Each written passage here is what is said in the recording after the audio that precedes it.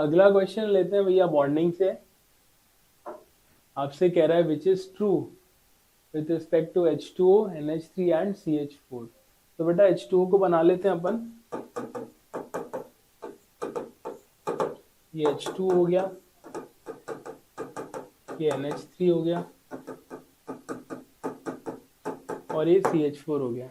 तो इन सभी के सेंट्रल एटम्स sp3 हाइब्रिडाइज्ड है, ये बात सच है। sp3, sp3 और sp3 ये तीनों हाइब्रिडाइज्ड sp3। फिर इसका बॉन्ड एंगल होता है 107 के आसपास, इसका होता है 104.5, इसका होता है 109.5। तो एनसीईआरटी में भी और बुक्स में भी डेटा रहता है। तो ये तो सही है, H2O का 104, NH3 का ठीक है, 109 भी सही है।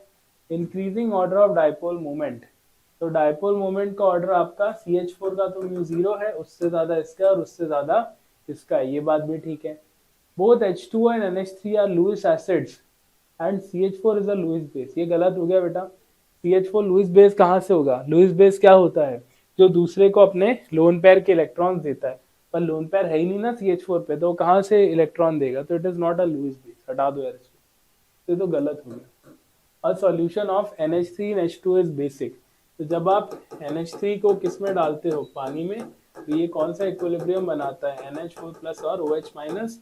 तो this is a basic solution. इसमें NH3, H2O ने अपना H प्लस किसे दे दिया है?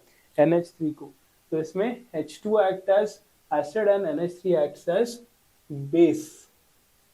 In this solution NH3 act as acid, H2 act as base, नहीं, NH3 act as acid होना चाहिए था एंड ये होना चाहिए था इसमें H2O should act as acid, NH3 should act as base। ये तो गलत हो गया। तो इसका आंसर क्या होना चाहिए? A, B and C only. Third option, A सही है, B सही है, C सही है। तो third option is the correct answer to this question.